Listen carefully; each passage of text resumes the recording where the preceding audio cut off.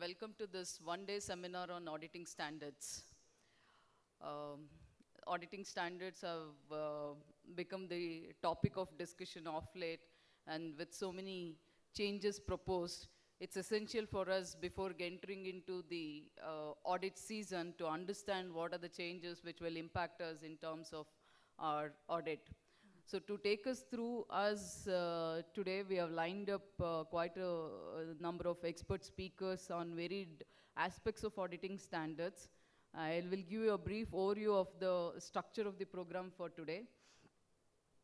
The first session is going to be on Ind ASA, that is the ASA which is prescribed by NAFRA and the existing one, and what are the key considerations or impact of those into the audit of financial year 24-25, which will be addressed by CAR Rajesh. The second session is going to be what will be the transition requirements and how the business opportunities turn out to practitioners. And this will be taken through by CA Niranjan Raman with us in the second session. And the third session of the day would be on integration of IT specialists into audits. And that will be addressed by CA Venkatesh Padiyar.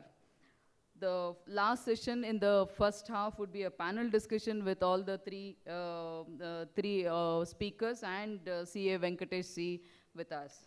The post-lunch session would be on introduction on the audit principle-based audits, standards applied as rules, which will be addressed by CA Sundareshan. And the session after that is auditor's responsibility, whether it is fraud consideration or fraud detection, identification, which will be addressed by Mangalaji Rao, CA Mangalaji Rao. Post that, we have CA Mohan R. Lavi speaking on EQSR and SQM2 versus SA 220. And towards the end of the day, again, we end the session, post-lunch session with a panel discussion with CA Sundareshan and Mohan R. Lavi and CA Mangalaji Rao are the as panelists. So with this, we start the session today. I request CAR Rajesh to come over to the dais, please. Thank you, CA Rajesh, for being with us and then agreeing to spend your weekend with us. Thank you. A quick introduction of Rajesh. CA Rajesh is a partner with the assurance function of a large accounting firm and has extensive experience of more than 25 years covering the audit assurance engagements with Big Four statutory audits, ICFR, Ind AS, IPOs, and so on. He has led engagements for major listed entities, mid-sized enterprises, and PE invested entities in India, UK, UAE, US. He has had the opportunity to work across a diverse industry sector: technology, e-commerce, healthcare, auto, ancillary, apparels, livestock, and retail, a wide range. He's keenly interested in audit quality matters and has actively contributed and filed reviews, training, and talent development. He speaks on auditing Ind AS, IFRS, and internal controls. So it's a pleasure and a privilege to have CAR Rajesh with us. I again welcome you wholeheartedly for this. Thank you. We now formally inaugurate the seminar with lighting of the lamp. I request Niranjan, CA Niranjan and Venkatesh to come out to the dais, as well as Rajesh to come over and do the honors.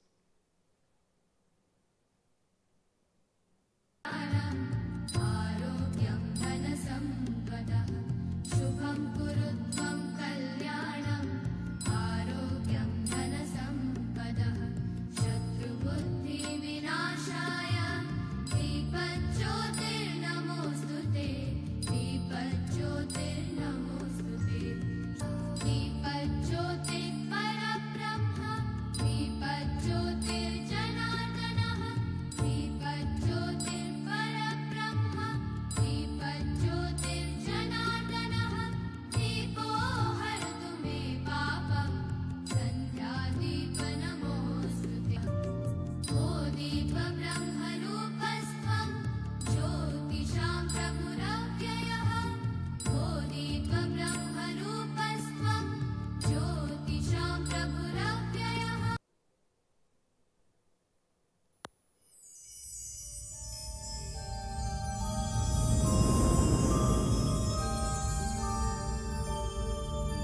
य एष सुप्तेषु जाग्रति सुप्तेषु जाग्रति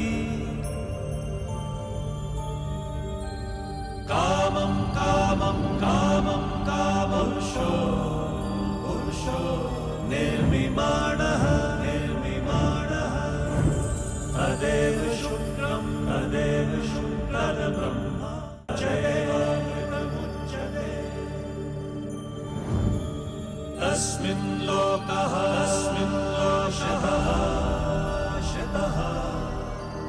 सर्वे तदूनात्य एतद्वैता एतद्वैता एतद्वैता एतद्वैता.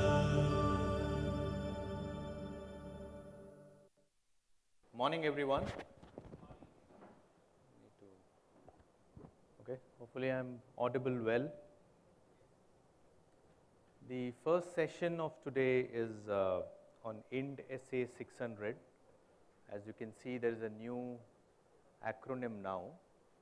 We had IND AS so far, now it is IND SA, which has come out because of NAFRA coming out in November 12th, 13th, with a list of auditing standards covering 40 odd of them, one of them being IND SA 600. Now there is obviously a background to this. The background is there was a circular which had come out by NAFRA on 3rd of October, which NAFRA's interpretation and highlights in terms of how SA 600 should be read and its applicability, especially on entities covered by NAFRA, which would mean essentially listed entities, public entities with certain thresholds, as you are aware, etc.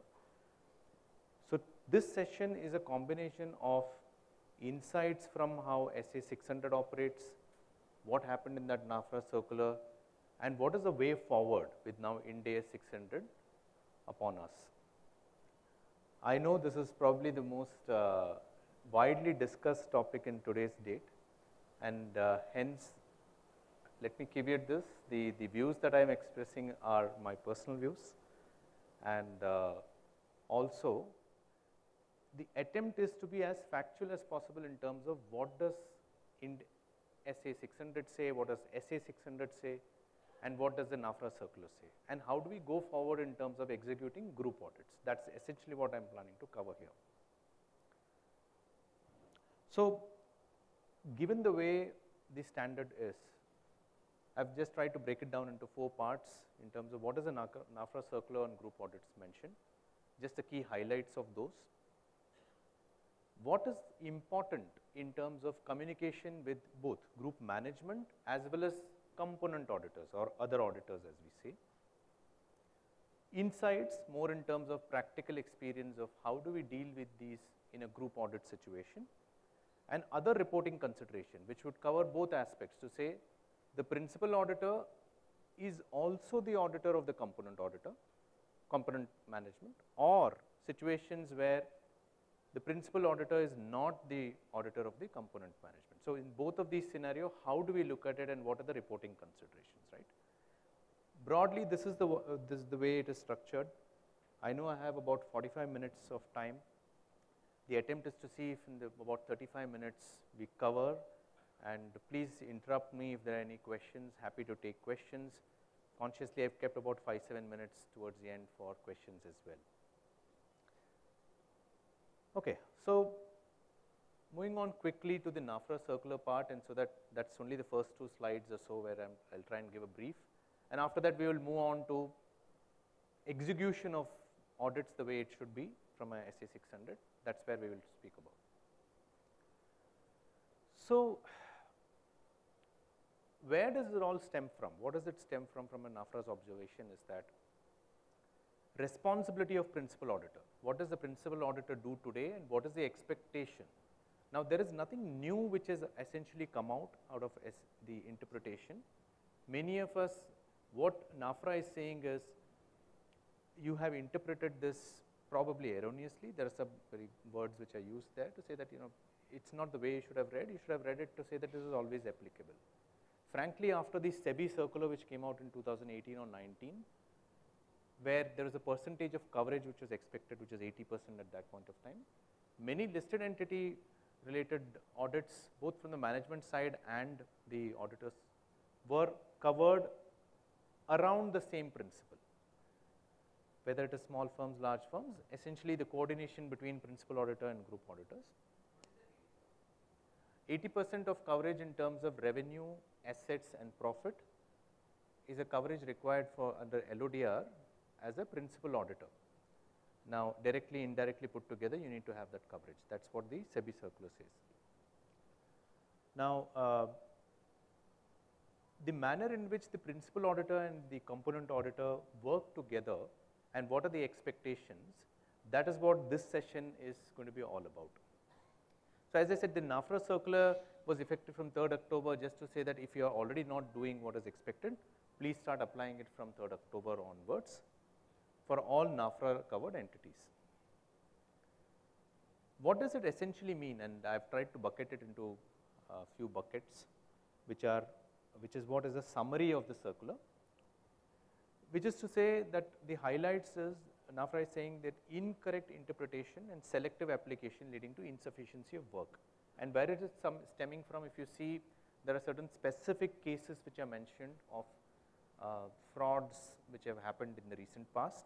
They have named those companies also, and in the background of that, what was noted in those situations was the principal auditor said that I relied on the work of the component auditor rather than having very deeper insights as well as involvement in the work of the component auditor. And that involvement would cover all aspects, right? It will be how did the risk assessment happen, how did the execution happen, how did it determine materiality, what is the work papers, what is the kind of conversations in terms of observations which has been done with management, all of those. So, the incorrect interpretation is in terms of what is the level of involvement which is expected as a principal auditor. That is one aspect. The second audit aspect was also to say, in case you are not engaging in that same manner, then are you performing additional procedures, which means to say that you anyways under the auditing standards today have access to the component miscommunication in our mind there. Everybody has access to the entire group's financial statements if you are the principal auditor. So, in case you are not able to work in that same manner as is expected, then you need to directly do procedures in that component's financial statements. So, that is where is the other procedures. The other one is on evaluation of professional competency to go beyond ICI membership. And here is where I think there has been a lot of discussion to say that we are all professionals, we rely on the work of each other, and should we stop at only saying that do you have an ICI member, or should we go beyond that? Now, the NAFRA circular says that that may not be sufficient, because somebody may have experience in doing that particular industry, particular size, complexity, etc., whereas the other may not have. And hence, it is only fair that when you evaluate the professional competency, please do not stop at only the membership number, but evaluate all this also, the professional competency of the engagement partner as well as the team involved. There are certain nuances around that to say that team would include what all, and those have been given there, and I will share practical insights in that. Essentially, if it is an audit which covers a lot of technology involvement, then is the component auditor involving specialists? If there are valuation, tax considerations, are those kind of specialists involved? So, it is an all-encompassing one, and that is an evaluation that is probably what NAFRA is directing towards. The other one is of course on sharing of working papers. So, as I said, there are two contentious issues which came up, a lot of discussions have happened from 3rd October, and I have been part of quite a few of those. One, as I said, is on the competency evaluation, second is on sharing of working papers, which NAFRA has given a reference to say that all the auditing standards, including SA 600, essentially form part of SA 200, which is necessary for us to look at from a perspective of obtaining sufficient evidences to form an opinion. And if you look at from that consideration, read with the Chartered Accountants Act 1949, there is a provision which says that on a need basis, the principal auditor should look at the working papers. And again, which are the kind of work papers and what is the level of reviews which is to be considered is a matter of judgment, of course. But that's also a matter of saying that, going back to the competency, complexity of the client, is it a new engagement? Is it a new component auditor? So situations of those kind will need to be evaluated for sure. So in terms of applicability, as I said, the NAFRA circular says that, of course, it is applicable to all the companies which are covered under Rule 3, which is essentially listed entities, public enterprises with certain thresholds. They've all called out to say there are no exemptions for PSUs and banks. Which engagements, and that is very specifically called out to say this is not just for the year-end audits, even for limited reviews, because essentially if you look at SREs and in conjunction with SEBI, that's the same principle you will apply to component auditors even for a limited review. Professional competence, we spoke about it. Now, how do you evaluate that? That's really the key that we are speaking about. Skills and experience. So, do you engage only in conversation with him, or do you need to ask some other documents from him? How do you evaluate that? That's really the question. And this is again not just a NAFRA circular, but also SA 600 applying on that, and IND AS 600 which has come up. All of it is kind of pointing out towards the same subject in terms of evaluation of competency.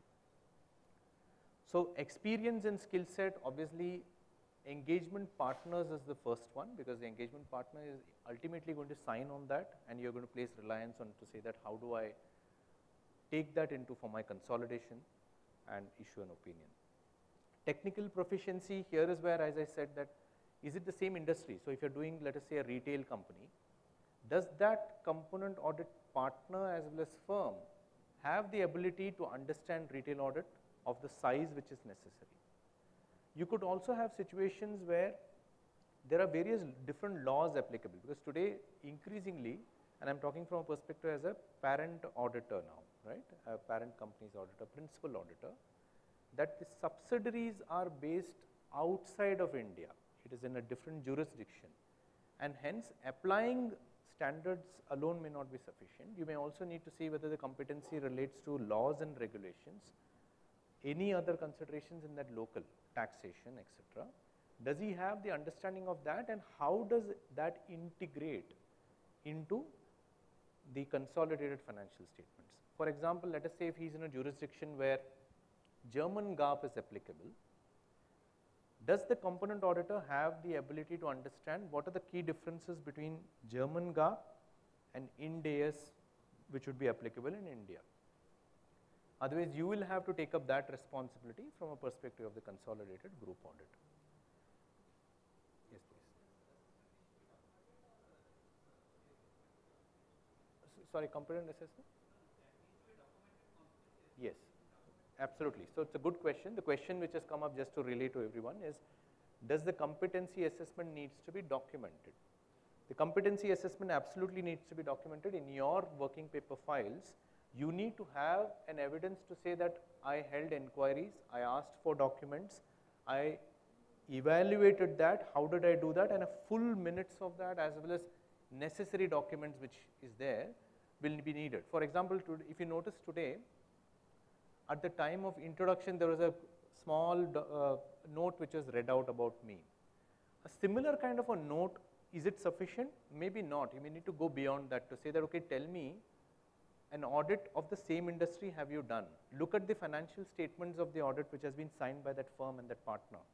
Were there any issues which are pointed out? Are there any inspections which have been carried out on that firm? Are there any peer review certificates, etc., issued on that auditor?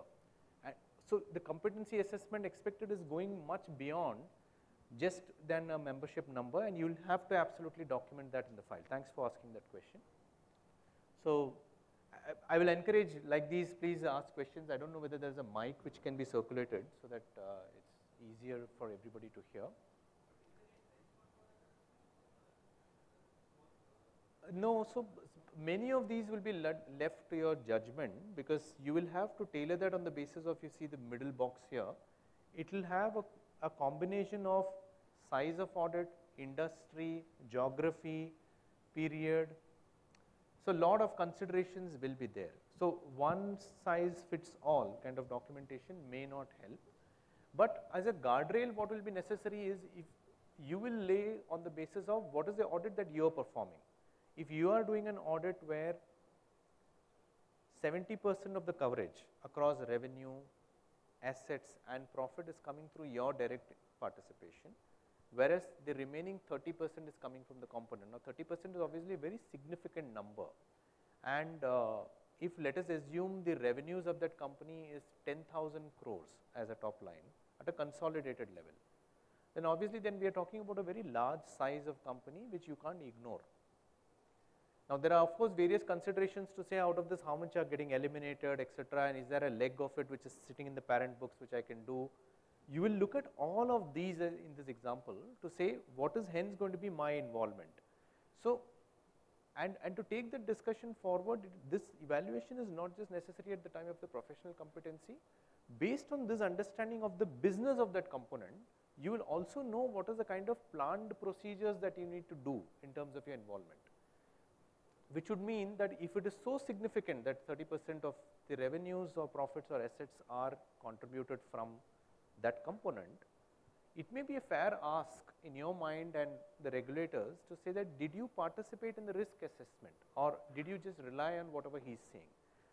For example, at the parent level you considered revenue and in revenue occurrence as a significant risk. Whereas for example, he is saying that given the way the business operates in his geography or his company, he feels that accuracy is the significant risk. Now that's a judgment which he has applied. As a parent auditor, you should have participation in that so that you know whether that judgment is appropriate or not. Because when you consolidate, eventually what will happen, you will have a significant risk now on occurrence and accuracy both.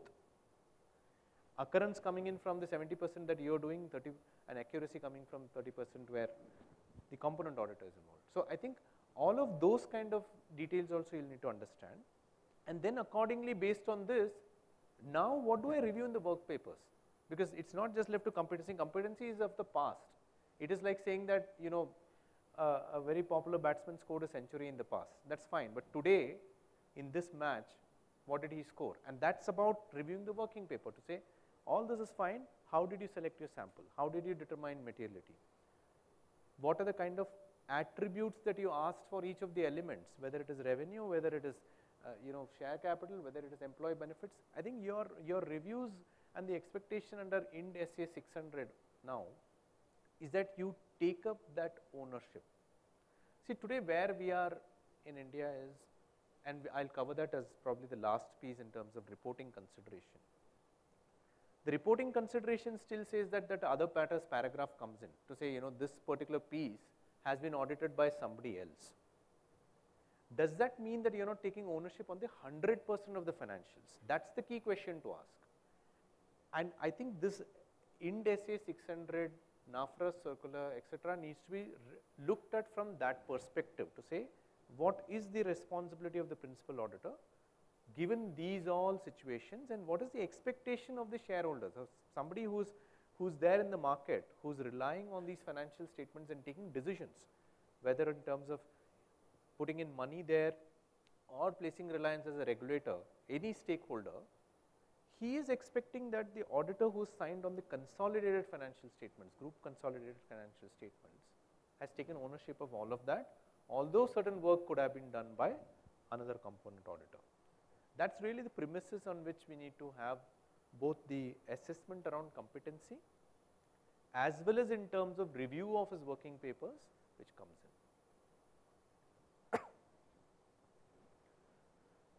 I think that kind of covers this slide largely, covering in terms of qualification, competency as well as what is the documentation which is expected.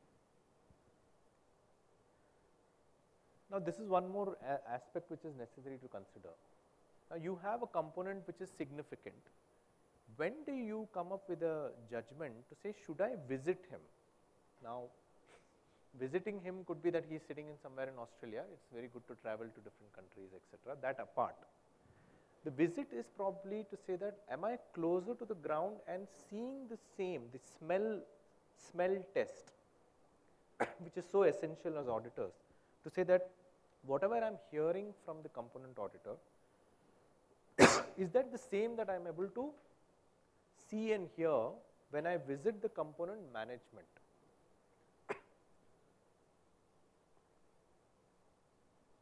So there are certain circumstances where it becomes more relevant. Complex components, significant areas. You, let us say, in a situation where same 30% of the revenues are coming from the component, and there are new agreements which have been entered into, and those agreements, the manner in which the accounting is done as well as the control over customer contracts are executed in line with IFRS 15 or Ind AS 115 is significantly different from the existing contracts. Now, the component auditor is obviously using a judgment there to say that I am going to disaggregate this population in a particular manner and perform the audit. That judgment, is that appropriate? Sometimes it is possible that you only ask for those agreements, ask for the evidences and come to the same conclusion as what the component auditor has done. Sometimes in your judgment you may see that I think it is better I go and visit the component management and hear what is the premises behind entering into a very different kind of a contract, and then corroborate that with the judgment applied by the component auditor. So when there are complexities of transactions, or when there is a new component auditor, let us say you are the parent auditor, till now component auditor B has been supporting you. For whatever reason, the component management said, I think the quality of work, or there is some disagreement, whatever, there are fee related issues, whatever may be the consideration, there is a new component auditor which has come in. It is probably worthwhile to visit them right away at the time of the risk assessment and not leave it to execution and later on only looking at the work papers. So the planning stage itself, it is better to visit. Concerns about competency. Now here, as you are asking, saying that I evaluated the competency, I documented that, I felt that this particular other auditor, component auditor, has a lot of significant work that he has done in oil and gas, but not so much in retail. Now what it establishes is, on a particular industry, he does have the size that he has done, but this industry could be very new to him, and hence the expectation that you may have from the component auditor may not be met immediately, at least in the first year. And you will then need to walk with him throughout the engagement to say that how do you do a retail audit, how do you do a manufacturing audit, whatever, if there are industry differences which you feel that he may not have had the opportunity to explore. Similarly, now there is a 30% there, and in that 30% there is a fraud which comes around. You know the reporting responsibility that we have around frauds today as parent auditors as well as component auditors. Then it becomes necessary that you are deep in there to understand, because your responsibility even to the audit committee is to say that, look, it is not just what I have heard from the component auditor. I have actually visited, I have actually looked at the documentation, I have actually engaged with the forensic experts also over there. So you may need to have those situations where you are visiting. Sometimes it may be necessary that as parent auditors, you say that I will involve my specialist as a forensic also to evaluate whether the trail of thought with which this engagement has been executed is fine. Why is all this necessary? Again, just to reiterate that the responsibility on that consolidated financial statements is on you if you are signing the consolidated financial statements, and it never was, and that is the clarification which is coming to say that you will need to take ownership. Please do what is necessary. These are just certain situations. There could be, it's not an exhaustive list. There could be 100 other situations which warrants you to visit the component. I think I covered this in terms of is it permitted or not. Clearly it is permitted, and you should do that on the basis of all the considerations that we had: complexity, size, situations, etc., etc. I'll move on to the second part of this presentation, which is around now how do I hold this communication? And there are two things which I mentioned here. One is group management and other auditors, both. Both become important because, and I'll continue with the same example of a 10,000 crore revenue company, 30% being done by the component auditors. Now in this situation, if you are the parent auditor, should you have access to the books of the component? Any answers?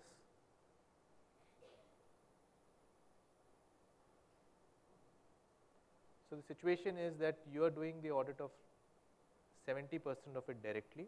You are signing on the consolidated financial statements having 100% of the revenue, profits and assets. 30% of that is in Australia in a different SAP server which is housed in Australia. But in India, of course, the SAP, there is a consolidation tool through which the numbers are visible. Only then you are able to see the consolidated numbers.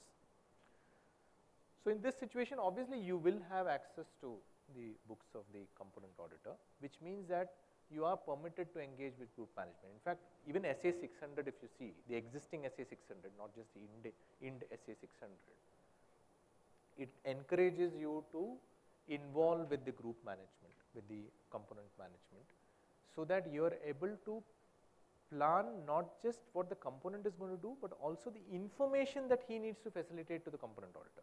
That's the important consideration here. So talking points with group management that we will need to have. Say, ultimately, what is the perspective? Obtain sufficient appropriate audit evidence. Now, obtaining sufficient appropriate audit evidence would mean for each of those FSLI line items in the balance sheet and P&L, you think through to say that, okay, here is an inventory leg. This inventory, in this example of Australia, there are multiple locations where the factory is. How is it that the gate outwards are accounted, and how is that coming and sitting in SAP? Or how is a three-way match established? All of that becomes sufficient appropriate evidence from a perspective of revenue existence, revenue valuation, both. Inventory existence, inventory valuation. So you will need to have the ability to engage with the group management to say that I need this not only for the entity that I am auditing, but also for the component. That is when I will be able to have enough evidences which are necessary. Group audit strategy and group audit plan. So when you carry out the group audit strategy, which is to say that I am coming up with a risk assessment plan to say which are the areas where I am identifying risks.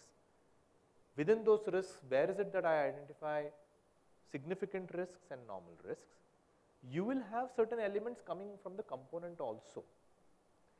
And hence, you will need to say that these are the areas in which I am going to have a heightened element of oversight, both on the management as well as on the component auditor.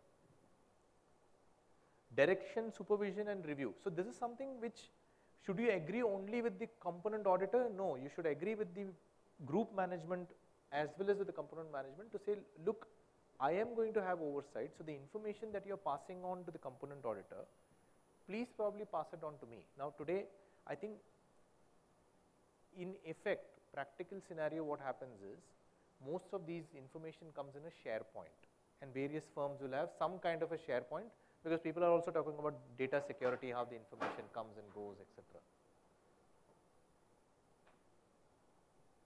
So that information, it is possible that it's in a secure gateway, and you get added onto the secure gateway where the component auditor is going to get the information. So you already have access to that information which is being shared, which helps you establish. The other one is on reporting timelines. Now it is very important. So your consolidated financial statements, let us say for the quarter, is going to get signed on let's talk about 31st December 24. Your audit committee for the group is on 2nd of February. Then the reporting timeline, hence to say, when will each of these schedules be passed on to the component auditors, and including us for an oversight, will be provided such that information for consolidation, I am able to backtrack. And if I have to take this example of 2nd February, then I will probably say that by 25th January, the component auditor should have issued his clearance to me, having completed all his work. which means that that critical discussion in terms of observations which are coming in from there, which I need to consider for my consolidation, needs to happen around that period. If I am doing it on the week after, then I'll miss the bus.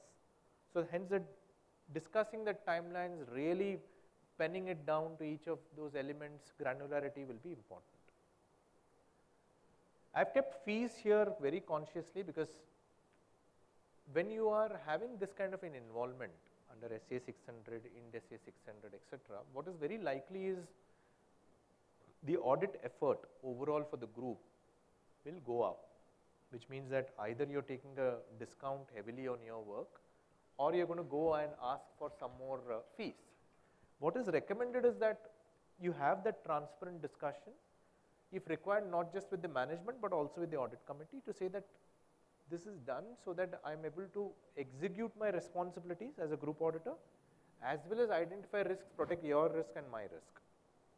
And that's a very key conversation to have at the beginning, because not just because of the group audit related consideration SA 600, even otherwise you need to, from an independence perspective, make sure that you're remunerated appropriately. Otherwise the question which comes is, why are you doing at such a low recovery, right? So I thought I'll just summarize in terms of what are the group audit consideration. Now moving on to the other side, communication with other auditors. So you had this conversation with the group management, including component management. Then what is the kind of conversation I need to have with the other auditors? This is again a summary of whatever we have been discussing.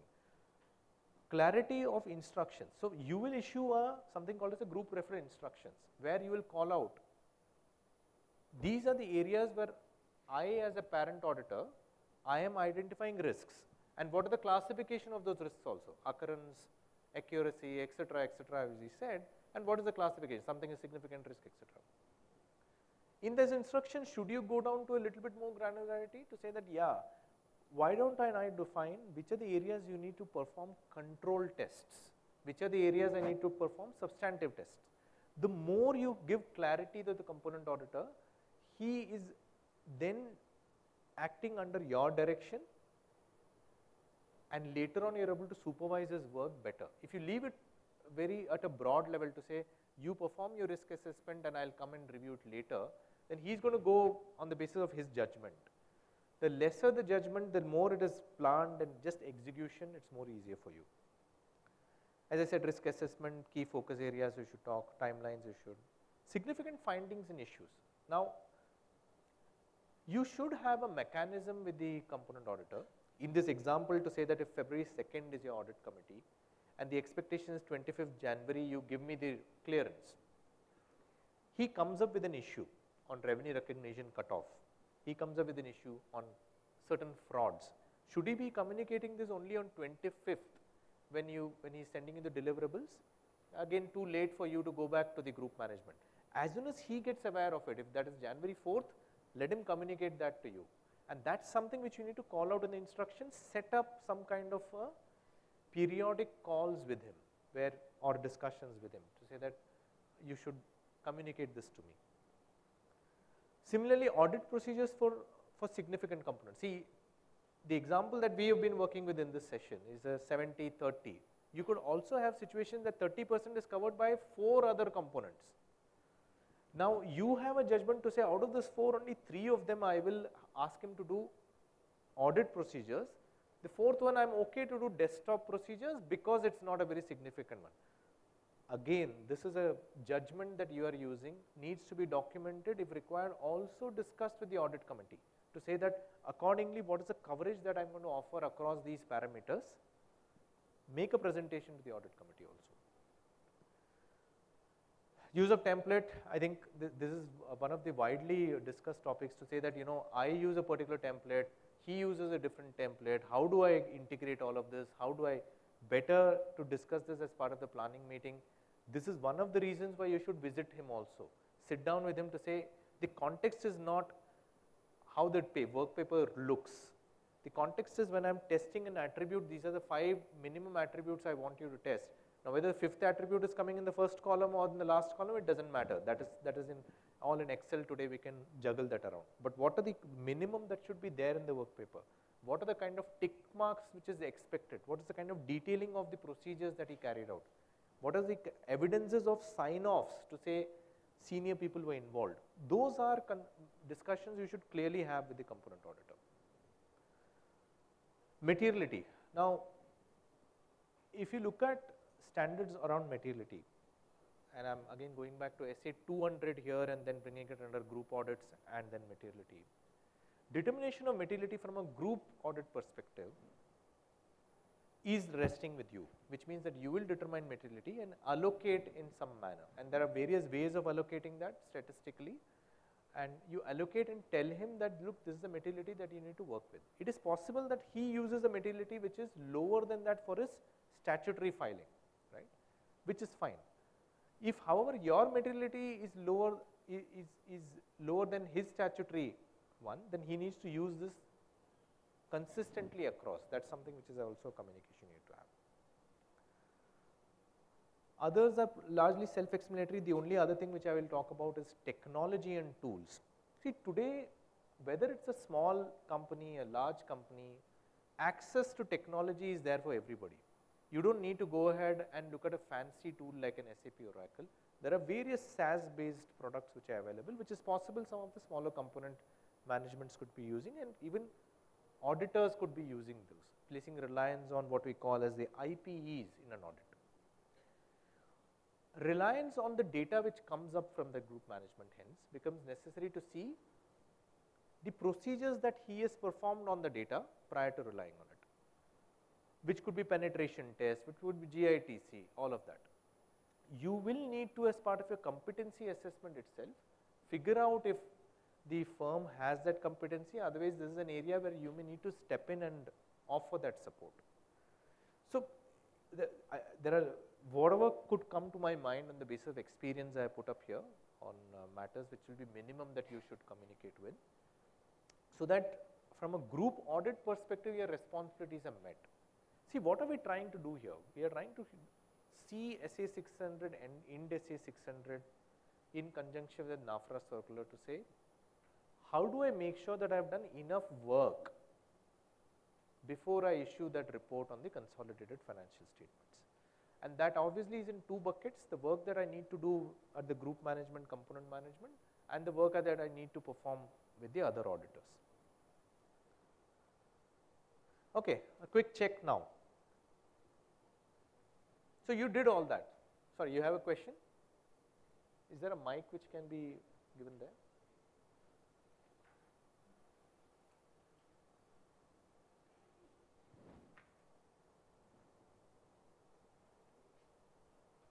Over there last. Over there.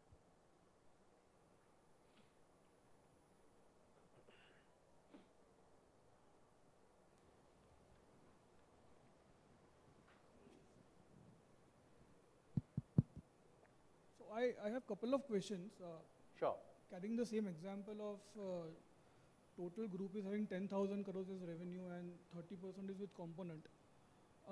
When you're documenting in the file the procedures, we of course do an in-depth documentation of that area by selecting samples, testing the samples, etc. Is the expectation that for component as well we have to, let's say, document the revenue FSA or FSLI in the same manner as we are documenting for the parent entity, and take those working papers in our file from the component auditor and document all those samples what he has documented in his file? That is one.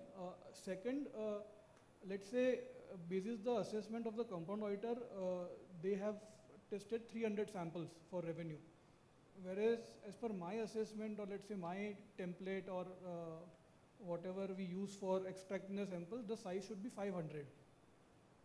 So is it, can we ask the component auditor to maybe extend the testing by additional samples, and how to take care of that from a documentation perspective?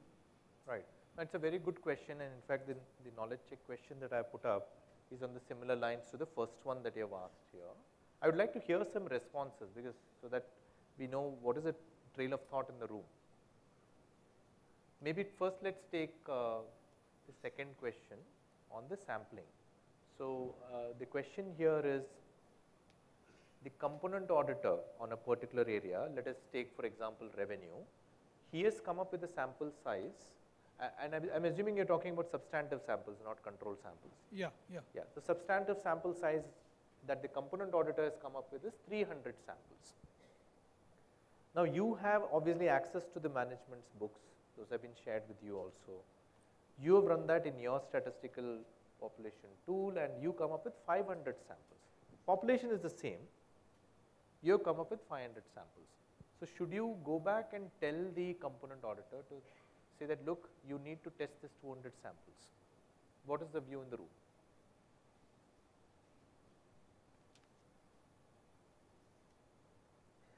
And if you don't do that, will it lead to under audit, right? That's really the point that it is coming to say, will it lead to under audit to say sufficiency of audit evidence, which I had put up to say, at the end of the day, I need to get sufficient appropriate audit evidence, which is coming from nature, timing and extent of audit procedures which are designed for the consolidated financial statements.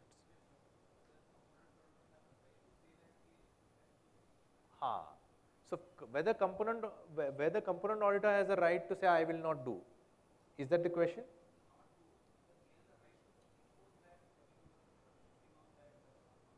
The parent auditor, whether he has the right to impose that on the component auditor. So yeah, so any views in the room? I'll give you my thoughts of course, but yes please.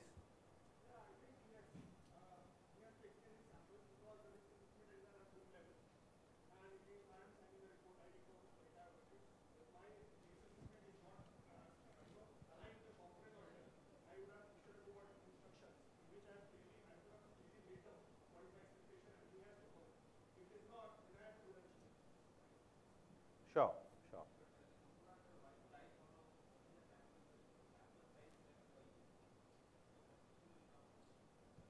Yeah, can we actually have the mic around when, so that people are able to hear? You are very loud and clear, but I think, one view is to say that, see, at the end of the day, risk assessment is at a group level, and hence I have an oversight which is necessary, otherwise it will lead to under audit. You are saying that what is the right that the parent auditor has on the component to direct him to do this? That essentially is your point. I saw one more hand there. Is any other thoughts, sir, that you had? That was your point, right? Yeah. I saw one more hand there. Yeah, over there. Can the mic go there, please? So before that, principal auditor can see the sampling selection, like how the component auditor had selected the samples. Did he use it the judgment or otherwise? So simply he can't say like he can't rely or otherwise he can put on the more work also. First he need to understand how he had selected the samples. Absolutely. Maybe if it is like judgment or otherwise statistical. Like everyone in the world, everyone will follow if it is a like statistical sample, everyone agrees. Say like it's a India or otherwise anyone need to accept the accounting standards or otherwise auditing standards. So maybe if judgment had used it, then maybe principal auditor can ask the questions. Okay, so one view in the room is there's no judgment involved in this and hence we shouldn't. Okay. Any other thoughts? So we have, yeah, one more is there, sure. Yes.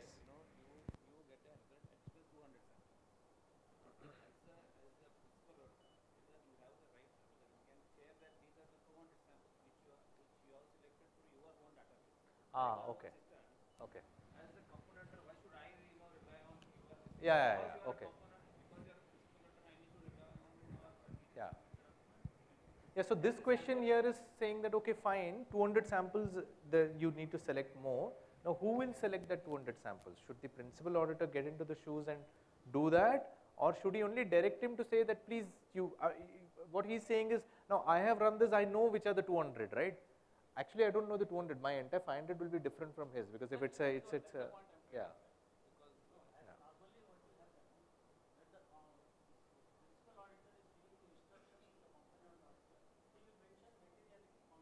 Absolutely. Correct.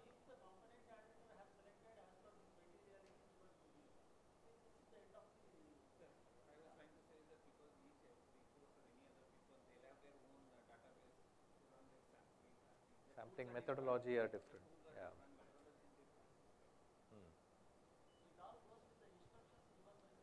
With the principal auditor, right. I think my mic is still working, right, when I'm moving around. Sir, you had something else to share? Yeah.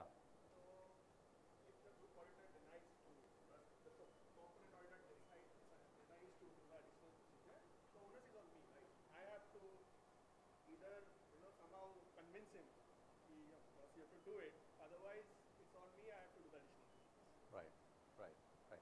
No, no, I think this is exactly the kind of conversation we need to have, and this is what is the touchy issues around IND SA 600, SA 600 as it is existing, and what NAFRA has come out with to say today as far as listed entities are concerned, do we have an option to not do this in the manner what the regulator is asking us to do? Sorry, I think I had kept an alarm to make sure I don't overshoot the time. So the answer is no, we don't have an option. And some of it, I think, sir, you mentioned it, that ultimately the responsibility is with me. I am signing it. How do I place reliance on the component auditor is what I am going to take that call. Should I get into his shoes and do the sample selection for him? No, that's not the expectation. But if there is a situation that the samples selected, number of them, are lower, then you will have to tell him to say that please complete that sufficiency of audit procedures which is expected. Please do that and then you tell me the test results of it.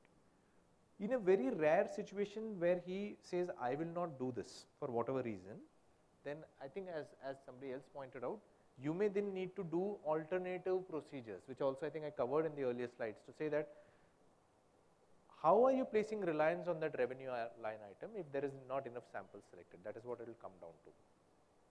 Because it's not about the 200 samples. When you run a statistical population, your entire 500 samples are different from his 300 actually.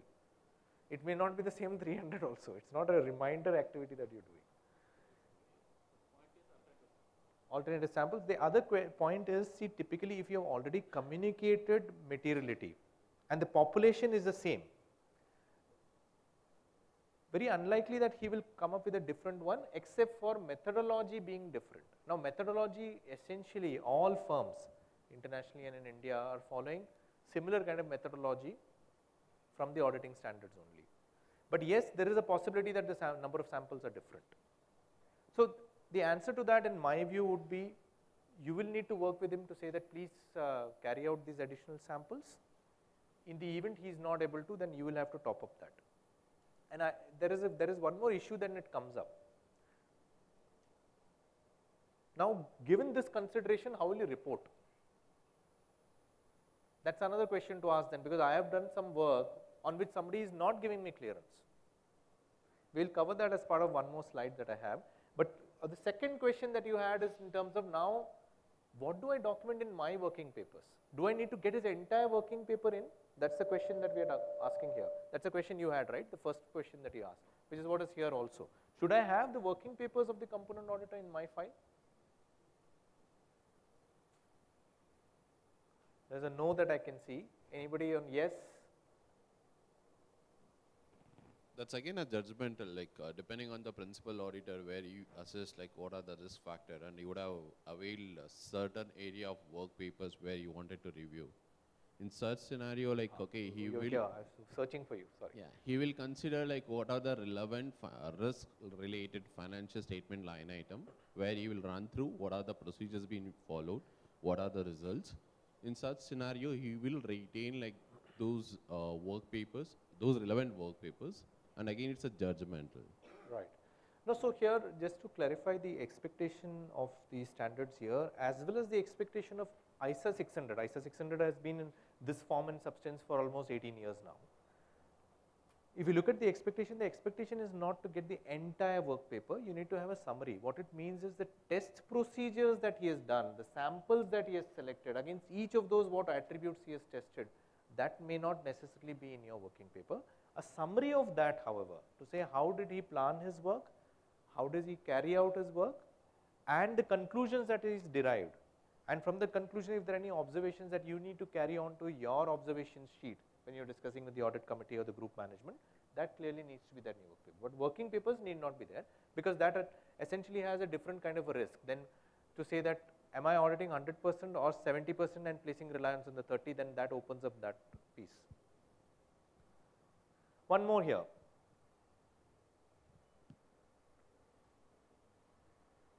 You know, similar to this situation that you said, to say there are 500 samples, let's go take that trail of thought beyond. Not just on sample, but there are some management reviews that you did, impairment evaluation.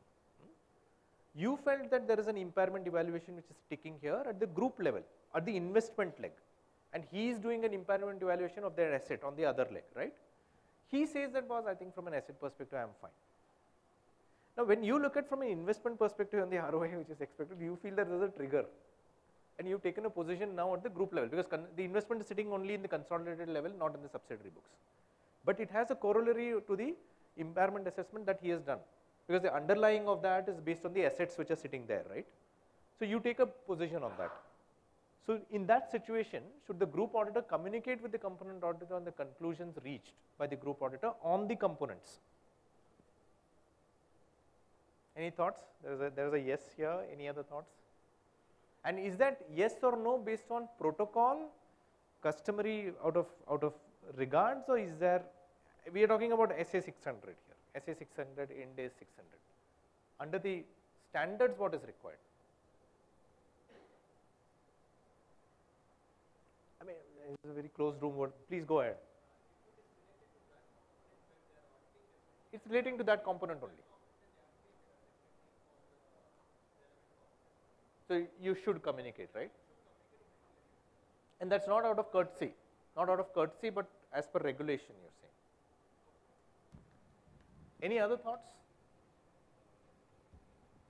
Is there a no in the room? And a logic to it? There can be a no, by the way. Yes, please.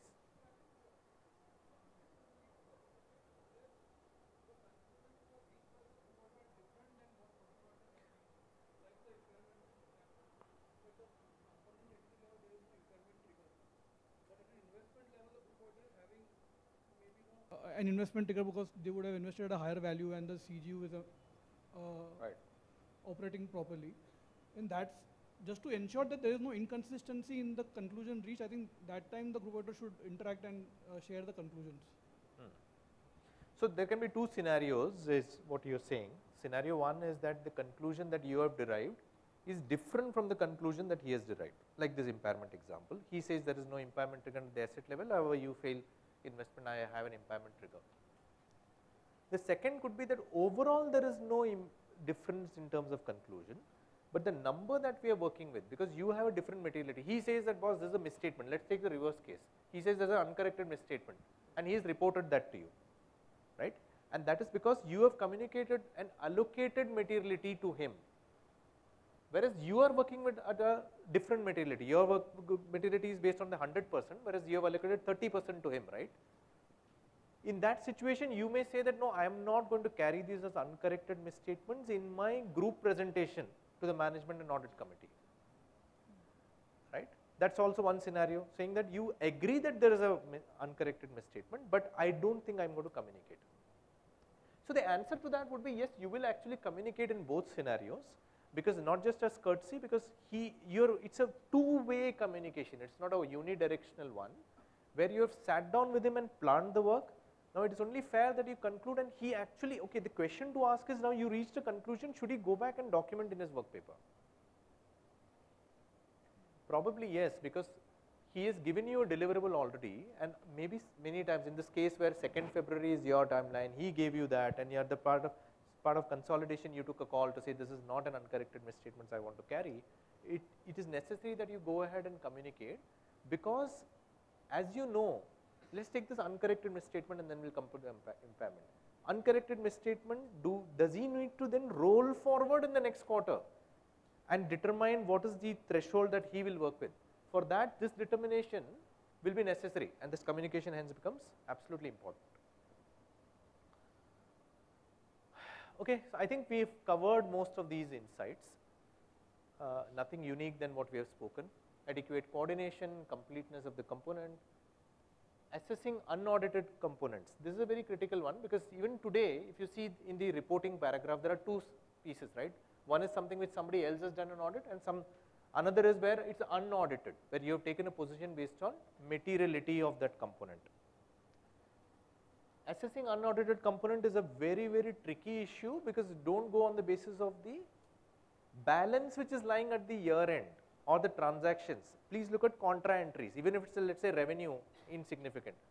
But are there contra entries? You'll need to do that typical GL review that we all would be used to take that call. And this is also one of the findings which has come from various regulators to say that the judgment used to say that why did I consider something as unaudited has not been thought through, or if it is thought through, it is not documented well. I think remaining are largely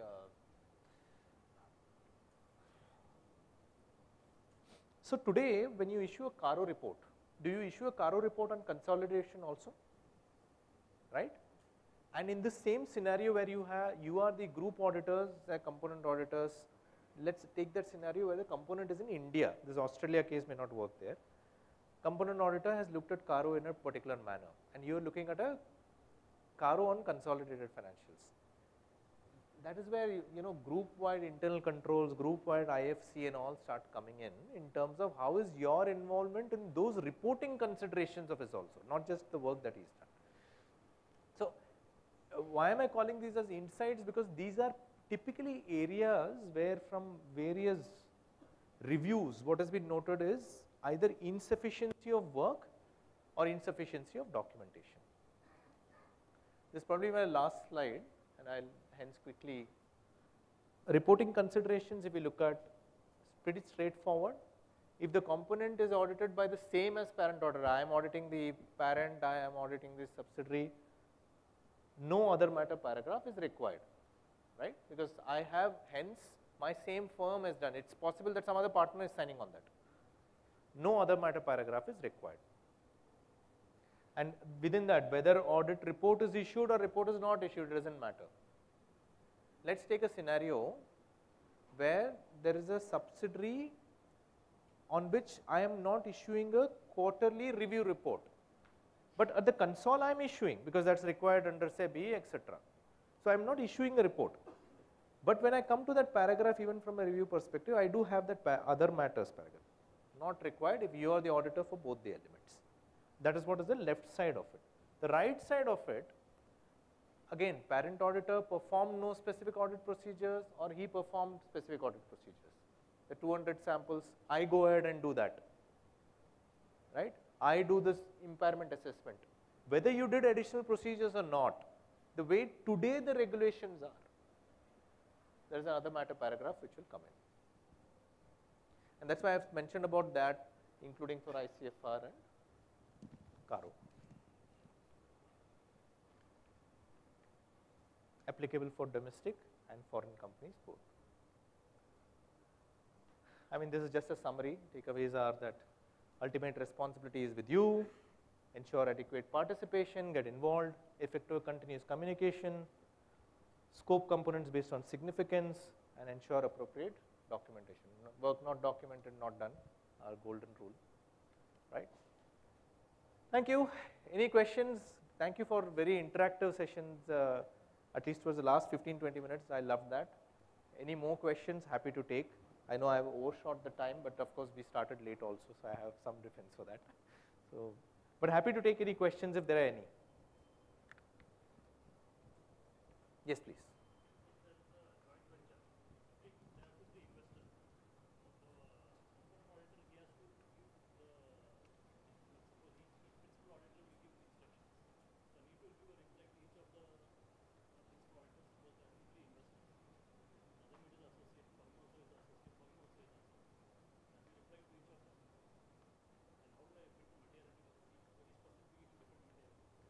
So the question here is, there are various associate enterprises coming up in consolidation, and those associate, because it's not a subsidiary, right? That associate could be an associate for this entity, it could be an associate somewhere else, it could be a subsidiary also somewhere else, right? And hence he is under trouble to say everybody is sending me instructions. So is life. You can't do anything.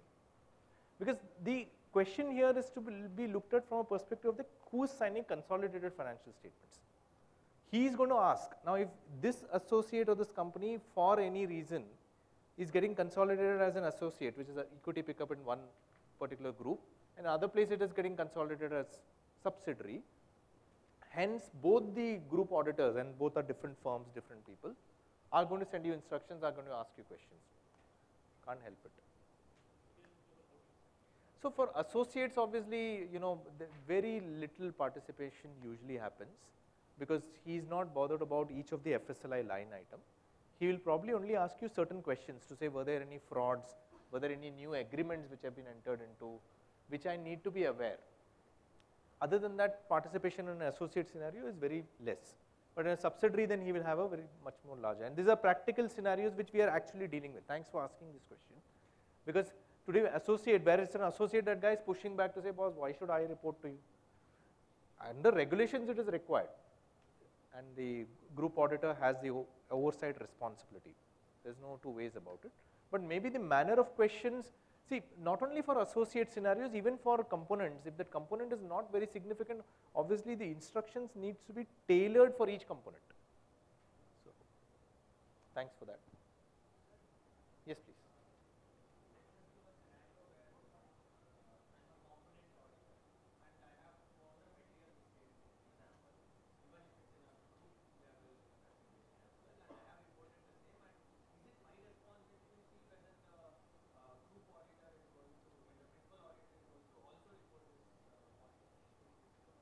So there is a material misstatement,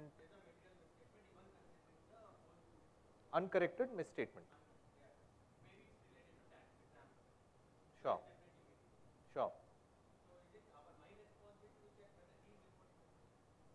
My responsibility as principal auditor, as component.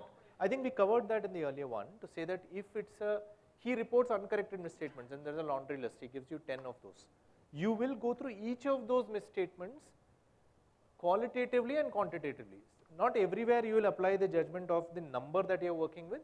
Some of those could be qualitative, in which case you are right, you will pick it up as a principal auditor. Now, component auditor, is it his responsibility to make sure that it is reported by the principal auditor. If it's a matter relating to significant area, if it's a matter relating to where you are qualifying as a component auditor, or it's a matter relating to fraud, then there are situations where the component auditor says that, boss, I want to be in the room when you're discussing with the group management. I've seen that. But ultimately the call is with the, whose neck is on line as far as consolidated financials. So my point is, it's not my responsibility. If he is not reporting, it's not my. If he is not, yeah, I mean, then, see, this is exactly what has led to various scams, right? To say that either the component auditor is not reported, or whatever he is reported has been ignored. That situation, then you are taking the entire risk on you as a person who's signing the consolidated financial statements. Okay, thanks. I know I have overshot, but very interactive. Okay, so thank you so much. Thanks for the opportunity. And I'm here the first half, happy to connect with all of you. Thank you. Yeah. Thank you, Rajesh. We'll propose a formal vote of thanks after the panel discussion to you.